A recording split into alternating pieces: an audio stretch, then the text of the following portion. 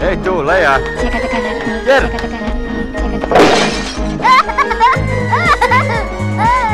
Don, хочет мне.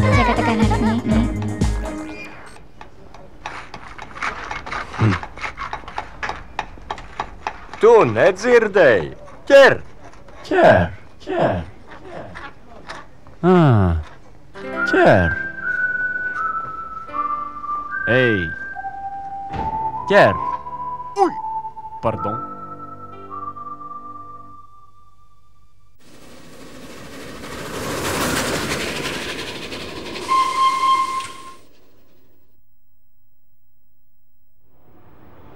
Rīgas centrālais tirgus. Daudz mūzikas ierakstu pirāti šeit realizē savu produkciju. Šeit atrodas arī Jurlapīnska kiosks. Tomēr viņa vārds vairākām padomju Latvijas paaudzēm nozīmē kaut ko vairāk, kā tikai labas mūzikas kopijas. Laikā, kad padomju cilvēku muzikālo gaumu diktēja Maskavas ideologi, Lapīnskis šeit Rīgā piedāvāja alternatīvu. Krievu častuškas uz garmošku, ko spēlēja Krievu zaldāti, tā bija pirmā muzika, ko es dzirdēju. Nu, tā man bija 3 gadiņi. Es varēju neēst 3 dienas, 4, bet bez mūzikas es nevarēju. Mūzikas dēļ aizbēgu no mājām projām. Tēvs man neļauj klausīties tā, kā es gribu. Tās pirmās lentes es pierakstīju visiem saviem klases biedriem, kam bija magnetofoni. Viņi man atnesa vienkārši savu magnetofonu ar savām lentām, un es viņiem visu pierakstīju pilns. Jo tur nebija problēma. Deutsche Welle tie izmēģinājumi raidījumi, ka gāja 58. gadā, viņi taču deva 1,5 stundas mūziku, praktiski bez pārtraukuma. Atradu vēl kādus viļņus, izrādās tur 11, 13, 16, 19 metri, un izrādās, ka uz tiem nebija tik daudz tie zāģi, kas tolaik tika ieviest no padomijas, lai ārzemju propagandas, tā teikt, noslēgtu. Nu, un tad es tiku pie pirmās skaņplates. Bill Haley, Rock Around the Clock, 56. gadu. Tas arī man bija brīnums. Nu, tad es sāku plates vākt. Brīvi nevarēja nākt dažu nosaukumu plates, ja, kur padomijas, tā teikt, drošības komiteja saskatīja kaut ko aizliegt. Bija tāds dažs plates. Tad mūsu drošības komitejai noteikti, it sevišķi pašā sākuma periodā, kamēr tā plata bija iznākusi, un droši vien pat nebija noklausījuši, nebija iepazinuši, nebija viņiem pārtulkots, un viņi nebija tur saskatījuši kaut kādu nelabu tekstu galvenokārt, jo pie mūzikas un pie kādas mūzikas var piesieties. Ne? Tā, pa to laiku to platu varēja atsūtīt. Pēc tam, kad viņi uzlika veto, noskaidroja, tas nosaukums ir tas sliktais, kaitīgais, nu tad, protams, tādu platu es pat pastu nevarēja atsūtīt. Jā, nu bija politizēta stipri tā lieta, un var sakot, katrs sīkums bija burtiski gandrīz vai tanī pusē, vai tanī. Kas nav ar mums, tas ir pret mums. Man bija ierakstu pārrakstīšanas darbnīca, tiražēšanas darbnīca. Man cilvēki stāvēja rindā, man stāvēja 10, 20, 50 cilvēki rindā stāvēja pie durvīm. Ja? Visi lūdzās, vai tu man nevari, kāpēc, ar ko es esmu sliktāks. 100 Krievijas pilsētām pie manis brauc visi tie, viņi tā teikt, tur korifeji. Skrēja burtiski 6000, 8000 kilometri no Krievijas, no Krasnojarskas, Irkutskas, Magadāns, Vladivostokas, Novosibirskas. Šodien, protams, ir grūti iedomāties, ka daži magnētiskās lentes ripuļi lika cilvēkiem šķērsot plašo PSRS teritoriju. Acīm redzot, toreiz šajos ripuļos bija kaut kas mazliet vairāk par mūziku. Mazliet vairāk no tā, kas atradās dzelzs aizkara otrā pusē. Mazliet vairāk gaisa un mazliet vairāk brīvības.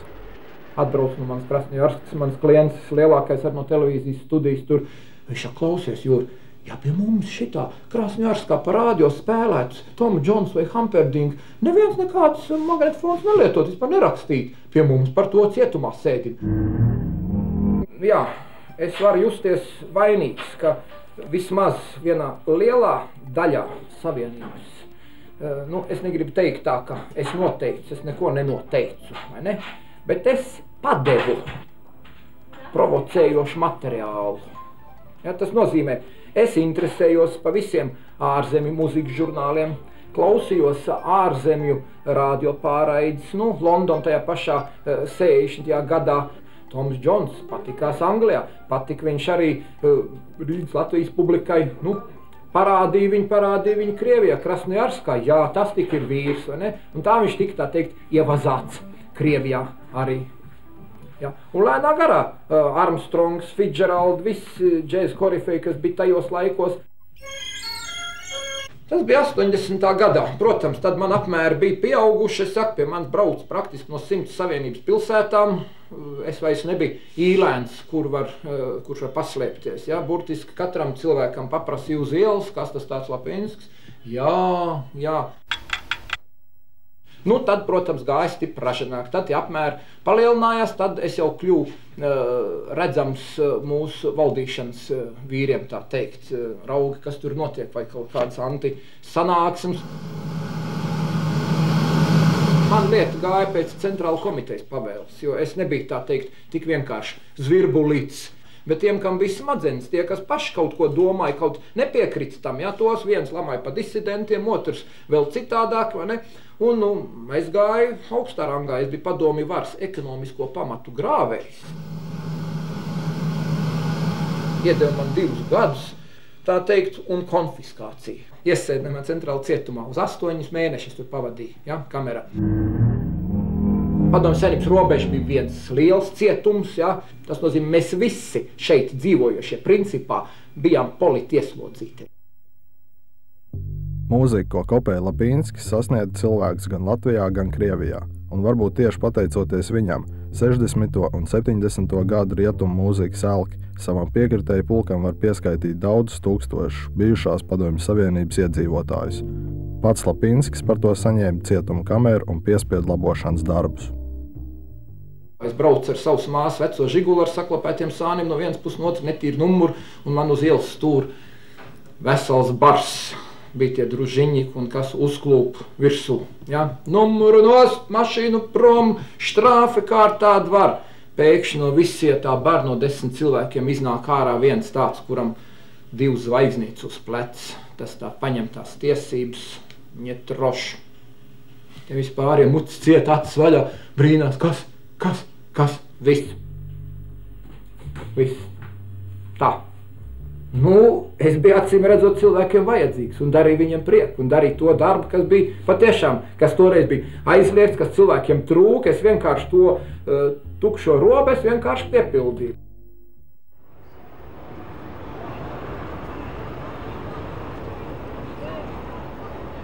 Šodien laiks, kad rietumu mūzikas ieraksts varēja iegādāties tikai paslēpus, ir iegājis vēsturē. Taču joprojām lielākā daļa no ierakstiem, kas sastopami tirgos un kioskos, tiek ražot un izplatīti nelegāli. Kaut arī Latvija ir pievienojusies Bernas konvencijai, pirātiskie ieraksti joprojām nav kļuvuši par retumu. Kā normālā valstī izejot no Bernas konvencijas, ja? Kad tā jābūt krimināla atbildībai, tu nedrīkst zakt cita ražojumu, ja, un pārdot. Tu nedrīkst.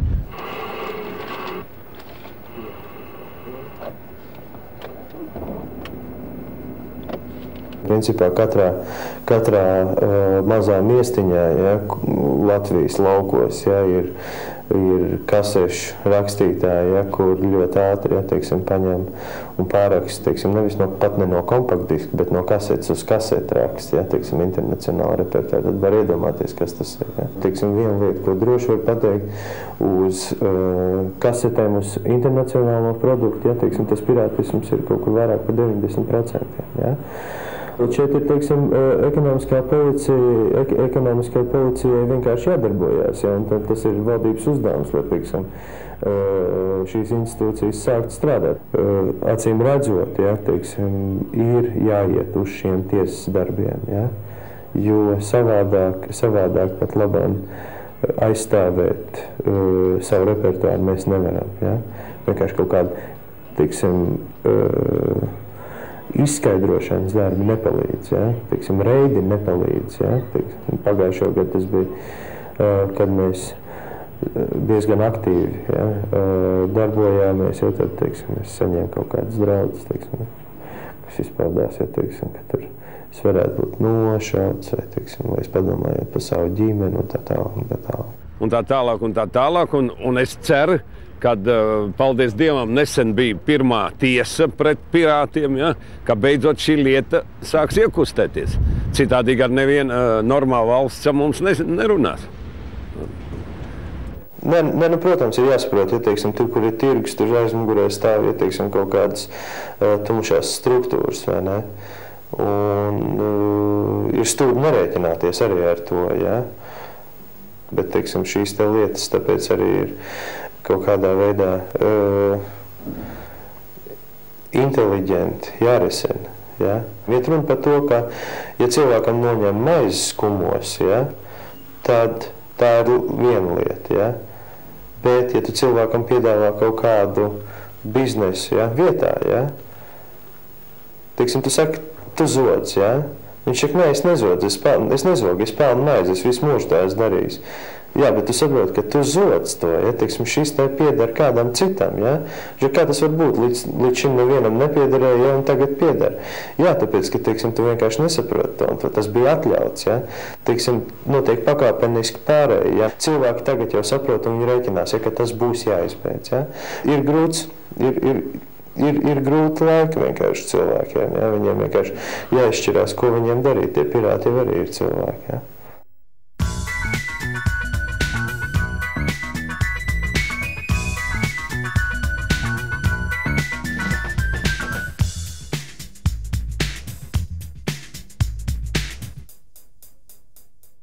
Ziemeļvalstu kultūras festivāla ietvaros Rīgā pabijusi slavenā sāmu komponiste, dziedātāja un dzejniece Marija Boina Persēna. Sāmi ir skaitliska neliela tautiņa, kas apdzīvo Norvēģijas, Zviedrijas un Somijas ziemeļus, kā arī neliela daļa bijušās PSRS teritorijas. Savu profesionālās mūziķas karjeru Marija Boina sākusi salīdzinoši nesen, 80. gadu beigās.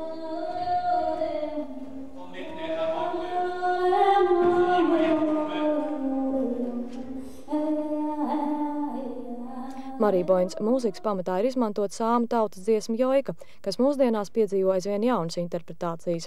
Tās pirmatnējais skanējums, kura ritms saskaņots ar dabā dzirdēto, apvienojumā ar Marija Boinas emocionālo pasniegumu, rada tādu kā savdabīgu dziedātājs vizītkarti. Interesanti ir Boinas dziedāšanas maniera, viņa dzied un čukst vienlaikus. Savu skaņu valodu Boina bagātina ar džēza, roka un citu tautu tradicionālā mūziku, radniecīgo meklējot svešajās afrikāņu un indiāņu kultūrās, kā arī nesmādējot kaimiņus, slāvus un lībiešus.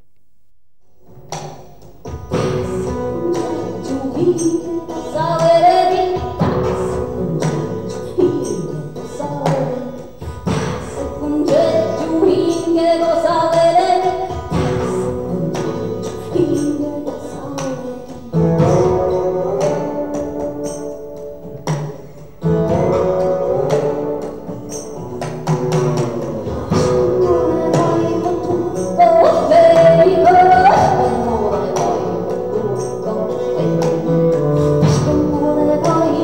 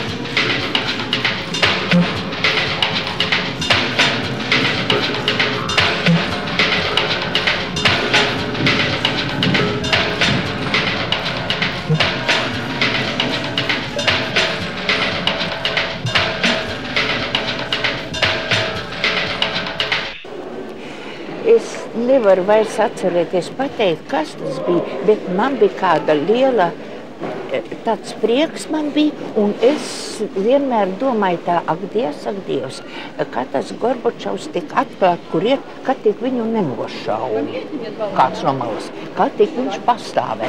Bija man personīgi, bija tā, un nevis man personīgi, arī apkārt, ar kuriem es strādāju kopā ar tādu domu, kā tik viņu nenošauja. Mēs tiešām likās tā, ka kaut kas ir tā kā uzlabojās, ka kaut kas tāds, vispār kaut kas labs uz augšu iet. Kaut kāda, es tagad vairs nevaru tā izteikt, pateikt to kā bija, bet bija tāda liela ticība, ka kaut kas būs skaists, kaut kas būs labs, un vienmēr es pārdzīvoju, ka tik viņu nenošauja kāds žuļiks, kam nepatiks tā. Un bez tam vēl, tā jau ir grūti pateikt, šitie, kas stāv dienā, tad tikai var redzēt, cik nabadzīga ir tauta.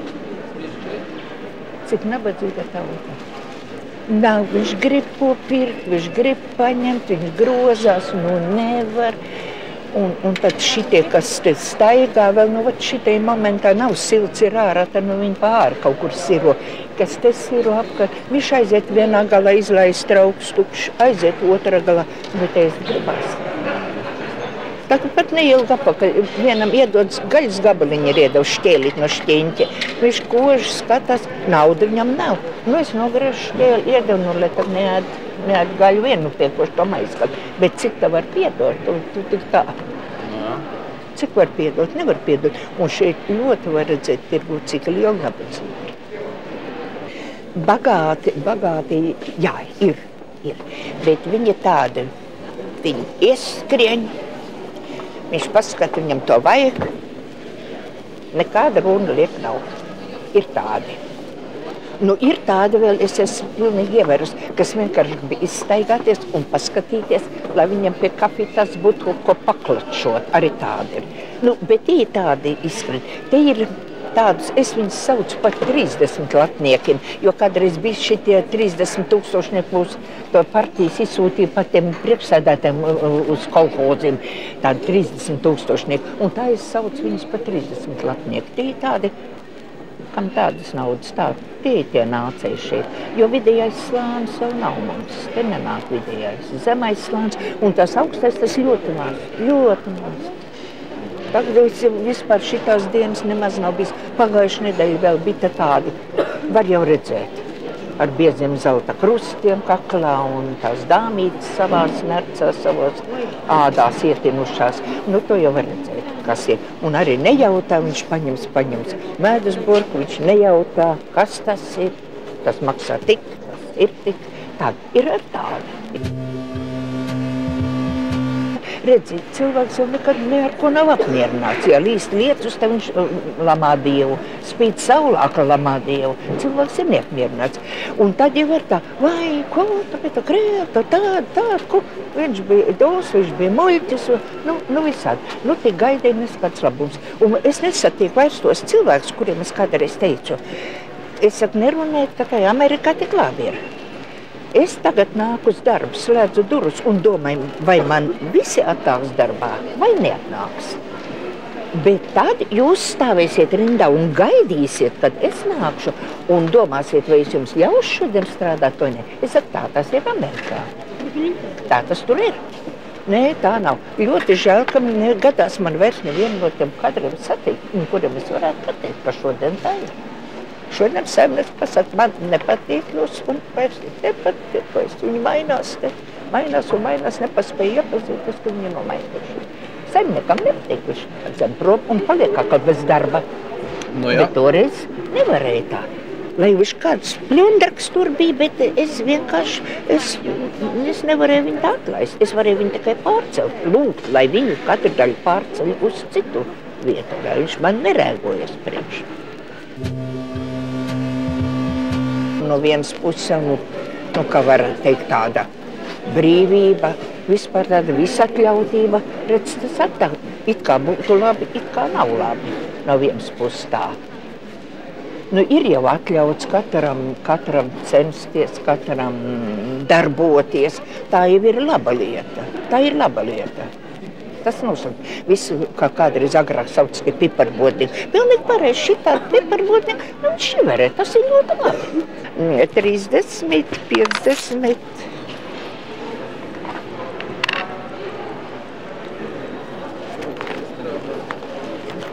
Un latiņš. Jā, lūdzu, kundze. Paldies, un nākiet vēl, lūdzu.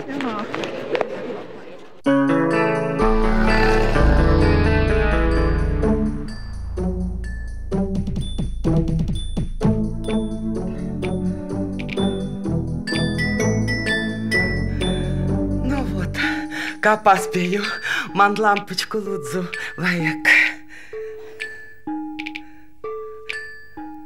A tu izdega, vajag jaunu, mazu. Cik maksā? 15.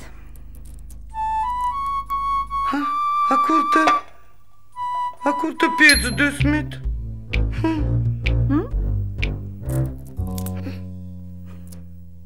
15. 15. Ach, 15!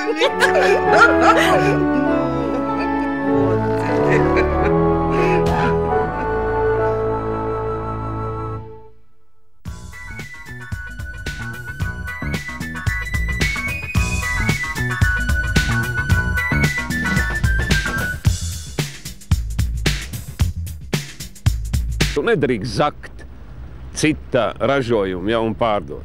Citādi ar nevienu normālu valsts mums nerunās.